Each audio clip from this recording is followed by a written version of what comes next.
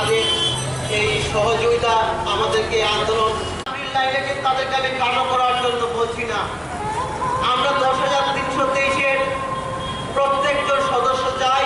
আজকে আমরা অন্য কোনো সরকারি চাকরির মধ্যে কিংবা বেসরকারি চাকরির মধ্যে আমরা, কিন্তু সুপ্রিম কোর্টে যখন এফিডেভিট দাখিল করা হয়েছিল তখন তো এই এফিডেভিটের মধ্যে বেকারদের কথা ছিল না। বেকারদের জন্য প্রতিশ্রুতি দিয়েছিলেন। আমরা কিন্তু বারবার বলে ওই পরিবারগুলোতেই শুধুমাত্র আক্রমণ আসছে, বারবার অনুরোধ করছি ত্রিপুরা রাজ্যের বেকারদের সঙ্গে আমাদেরকে যেন গুলিয়ে ফেলবেন না। আমি আমার বক্তব্যটা দীর্ঘায়িত করছি না, কিন্তু আমি একটা জিনিস বলবো রাজ্য সরকারের কাছে, সেটা আমার অনুরোধ বলেন, সেটা যাই বলেন, যে যতদিন না পর্যন্ত আমাদের এই দাবি পূরণ হচ্ছে না আমরা কিন্তু এই মঞ্চ ছেড়ে আমরা উঠব না। যেদিন আমরা দাবি পূরণ হবে সেদিনই আমরা এই মঞ্চ ত্যাগ করব। আমার আগে রাজীব দা বলে গেছেন আজকে আমরা 11 দিন থেকে এখানে বসে আছি।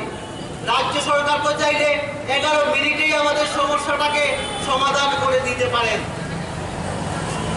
আজকে সমাধান হলে আজকে আমরা এখান থেকে উঠে যাব, কিন্তু যতদিন পর্যন্ত না আমাদের সমস্যাটা সমাধান হচ্ছে আমরা এই গণ অবস্থান থেকে আমরা উঠব না। আক্রমণটা কিন্তু আমাদের পরিবারকে ছড়িয়ে আমাদের সমাজের মধ্যে বিস্তার লাভ করেছে, এবং এটার যে কুফল, এই কুফল কিন্তু সবাই পেয়েছে। আমার বাড়িতে আজকে থেকে মাসখানেক আগে একজন স্বল্প সঞ্চয় করে লোক এসেছিলেন। তো কথায় কথায় বলছেন যে ওনার অনেক কাস্টমার ছিল 10,323-এর, ওনারা এখন আর প্রিমিয়ামটা দিতে পারছেন না।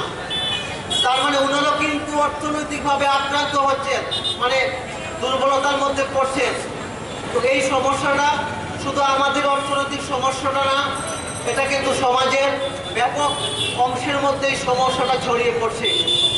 তারপর দেখুন ত্রিপুরা রাজ্যের যে স্কুলগুলি, এই স্কুলগুলি থেকে যদি একসঙ্গে এতজন শিক্ষক বেরিয়ে যান তাহলে আজকে করোনার আবহ, আজকে কিন্তু সব স্কুল কলেজ ঠিক আগের মতো স্বাভাবিকভাবে চলছে না। আজকে যদি স্কুলগুলো আবার শুরু হয় আগের মতো, এই বিশাল সংখ্যক শিক্ষক স্কুলগুলোতে না গেলে তার একটা বড় প্রভাব পড়বে স্কুলগুলোর মতো।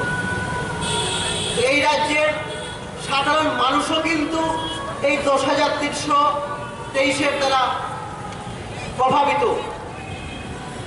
আমরা সব দিক বিচার করে, কাউকে খাটো না করে, আমরা যতই আমাদের সঙ্গে বেকারদেরকে লেলিয়ে দেওয়া হোক, আমরা কিন্তু আমাদের দাবির সঙ্গে ওদের দাবিও আমরা